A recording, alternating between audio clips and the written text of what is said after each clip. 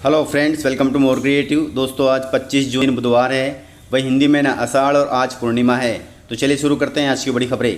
यदि आपको खबरें पसंद आए तो वीडियो को लाइक जरूर करिएगा और आप हमें प्रदेश के किस जिले से देख रहे हैं कमेंट बॉक्स में जरूर बताइएगा।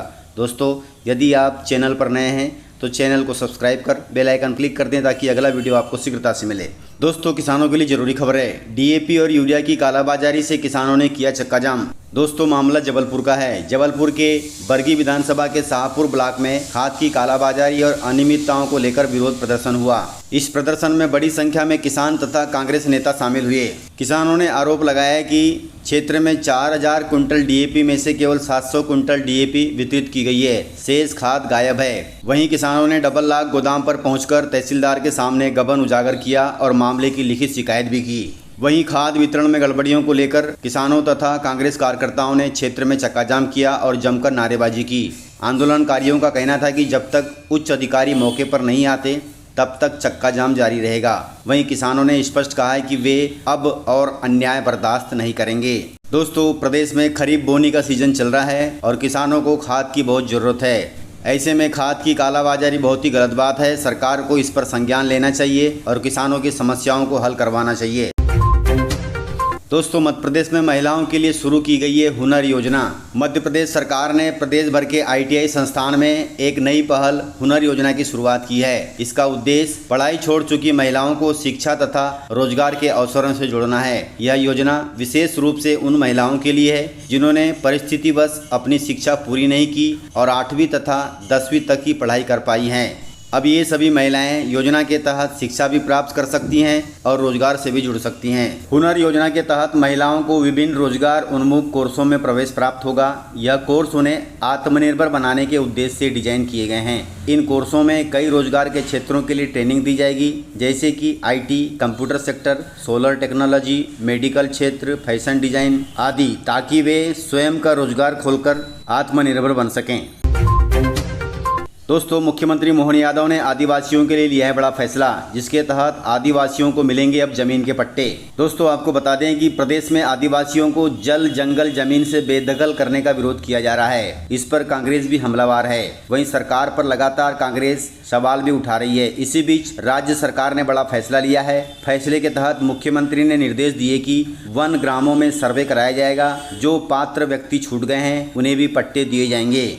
मुख्यमंत्री ने अफसरों से कहा कि किसी को भी उनके अधिकार से वंचित नहीं किया जाएगा, अर्थात वन ग्रामों का जल्दी से सर्वे हो और वहां पर रहने वाले आदिवासियों को सर्वे के हिसाब से उन्हें जमीन के पट्टे दिए जाएं ताकि वे अच्छे से अपना गुजर बसर कर सकें। दोस्तों, कॉलेज छात्रों के लिए बड़ी खबर है। मध्य प्रदेश के कॉलेजों में सिलेबस तैयार नहीं हुआ है, जबकि 1 जुलाई से शुरू होगा नया सत्र। दोस्तों, मध्य प्रदेश में कॉलेजों तथा यूनिवर्सिटी का 1 जुलाई से नया शैक्षणिक सत्र शुरू होगा। वहीं उच्च शिक्षा विभाग ने अब तक पाठ्यक्रम भी तैयार नहीं किया है। नए सत्र में प्रदेश के करीब 14 लाख विद्यार्थियों को समस्या हो सकती है। 2025-26 से राष्ट्रीय शिक्षा नीति के तहत UG तथा PG स्तर पर बदलाव भी होंगे। इस बदलाव के तहत पाठ्यक्रम तैयार नहीं किया गया है। नया शिक्षण सत्र शुरू होने के लिए उच्च शिक्षा विभाग के पास 1 सप्ताह से भी कम का समय बचा है। सिलेबस की तैयारी अब तक पूरी नहीं हो पाई है। इससे विद्यार्थियों को काफ़ी परेशानियों का सामना करना पड़ेगा। दोस्तों, लापरवाही से अटक गई मध्य प्रदेश पुलिस की 8000 भर्ती।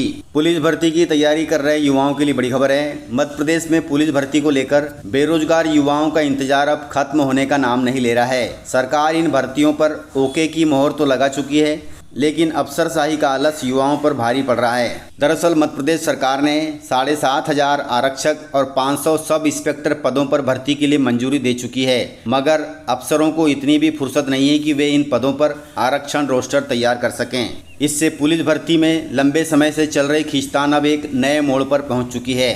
सरकार द्वारा मंजूरी मिलने के बाद भी अब तक यह भर्ती प्रक्रिया आगे नहीं बढ़ पाई है। वहीं गृह विभाग ने भर्ती के ड्राफ्ट को अप्रैल में ही परीक्षा चयन बोर्ड को भेज दिया था, लेकिन इसके बाद किसी भी प्रकार का फैसला नहीं लिया गया। अब गृह विभाग और ESB के बीच यह मामला अटका हुआ है और भर्ती प्रक्रिया शुरू करने में कोई ठोस कदम नहीं उठाया जा रहा है। जब तक सरकार को चिताया नहीं जाता तब तक यह भर्ती निकलती नहीं। दोस्तों, आपको बता दें कि पूरा मामला आरक्षण के मुद्दे पर उलझा हुआ है। गृह विभाग अब तक यह तय नहीं कर पाया है कि कितनी सीटों पर किस समुदाय को कितना आरक्षण देना है, जबकि राज्य सरकार भर्ती प्रक्रिया को शीघ्र शुरू करना चाहती है। लेकिन इन दोनों विभागों के बीच खींचतान ने इसे ठंडे बस्ते में डाल दिया है। दोस्तों, मध्य प्रदेश विधानसभा का मानसून सत्र 28 जुलाई से होगा शुरू। दोस्तों, मध्य प्रदेश में विधानसभा का मानसून सत्र 28 जुलाई से शुरू होगा, जो 8 अगस्त तक चलेगा। वहीं विधानसभा सचिवालय इस संबंध में जल्द ही अधिसूचना भी जारी करेंगे। मानसून सत्र के दौरान राज्य सरकार विधेयकों के साथ पहला अनुपूरक बजट भी पेश करेगी, जिसे सदन की मंजूरी मिलना तय है। इस संबंध में 3 दिन पहले मुख्यमंत्री डॉक्टर मोहन यादव और विधानसभा अध्यक्ष नरेंद्र सिंह तोमर के बीच बैठक भी हुई है। दोस्तों, माना जा रहा है कि 1-2 दिन में विधानसभा सचिवालय इस सत्र को लेकर अधिसूचना जारी कर देगा। इस विधानसभा सत्र में कुल 10 बैठकें होने की संभावना है।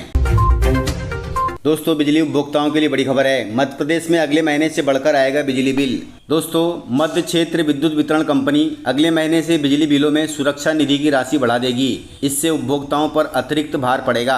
आपको बता दें कि पिछले साल की तुलना में बिजली की खपत में लगभग 20% की वृद्धि हुई है। अब इस बढ़ी हुई खपत के लिए उपभोक्ताओं से 3 किस्तों में शुल्क वसूला जाएगा।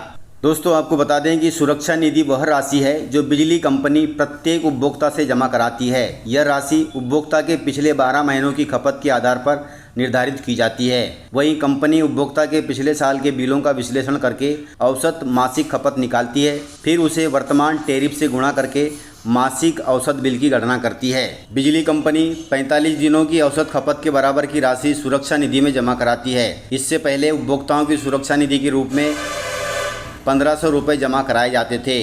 अब उसे बढ़ाकर 2250 रुपये कर दिया गया है। इसका मतलब है कि अब बिजली उपभोक्ताओं को 750 रुपये की अतिरिक्त राशि चुकानी पड़ेगी और यह राशि 3 किस्तों में वसूली जाएगी, जिससे बिजली उपभोक्ताओं पर पड़ेगा अतिरिक्त भार। दोस्तों, देश में पहली बार होगा परिवार की आय का सर्वे। भारत सरकार फरवरी 2026 से पहली बार देश में घरेलू आय सर्वेक्षण शुरू करने जा रही है। अब तक देश में सिर्फ खर्च का ही सर्वे होता था, लेकिन अब सरकार सीधे तौर पर जानेगी कि एक परिवार कितनी कमाई करता है। यह जानकारी केंद्रीय सांख्यिकी मंत्रालय ने दी है। उन्होंने बताया कि यह सर्वे फरवरी 2026 से शुरू होगा। यह सर्वे जीवन स्तर, गरीबी और नीति निर्माण के लिए अहम डेटा देगा। पहली बार सरकार को यह जानने का मौका मिलेगा कि भारत में एक भारतीय परिवार वास्तव में कितना कमाता है, ताकि सरकार इस पर आकलन कर कुछ निदान निकाल सके। दोस्तों, रेल यात्रियों के लिए बड़ी खबर है। 1 जुलाई से ट्रेनों में बढ़ सकता है किराया। रेलवे बोर्ड जल्द ही यात्रियों की जेब पर असर डालने वाला फैसला ले सकता है। सूत्रों के मुताबिक भारतीय रेलवे किराया बढ़ाने को लेकर गंभीरता से विचार भी कर रहा है और इस संबंध में विभिन्न स्तरों पर मंथन भी जारी है। माना जा रहा है कि जल्द ही किराया बढ़ोतरी पर अंतिम मुहर लग सकती है और 1 जुलाई से इसे लागू किया जा सकता है। इसके अलावा तत्काल टिकट बुकिंग से जुड़े नियमों में भी बदलाव किया गया है। सूत्रों के अनुसार नॉन मेल और नॉन एक्सप्रेस ट्रेनों में 1 पैसे प्रति किलोमीटर का किराया बढ़ाया जाएगा।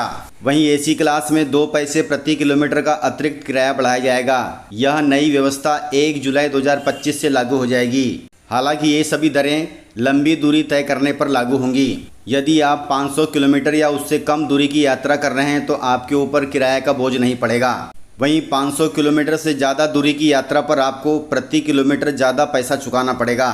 दोस्तों, आपको बता दें कि कोविड महामारी के बाद यह पहली बार है जब रेलवे ने किराया बढ़ाने का कदम उठाया है। हालांकि यह बढ़ोतरी मामूली होगी। जिन यात्रियों को रोजाना या लंबे सफ़र करने की ज़रूरत होती है, उनके लिए यह जेब पर असर डाल सकती है। रेलवे सिर्फ किराया बढ़ाने के साथ साथ तत्काल टिकट बुकिंग सिस्टम को और मजबूत करने जा रहा है। 1 जुलाई 2025 से तत्काल टिकट बुकिंग के लिए आधार सत्यापन जरूरी कर दिया गया है। इसका मकसद है कालाबाजारी पर लगाम लगाना और सामान्य यात्रियों को फ़ायदा देना। दोस्तों, इस प्रकार से खबरें थी। यदि आपको खबरें पसंद आई हो तो वीडियो को लाइक, शेयर एंड सब्सक्राइब जरूर करें। तो मिलते हैं सर अगले वीडियो में। तब तक के लिए जय हिंद, जय भारत, जय एमपी।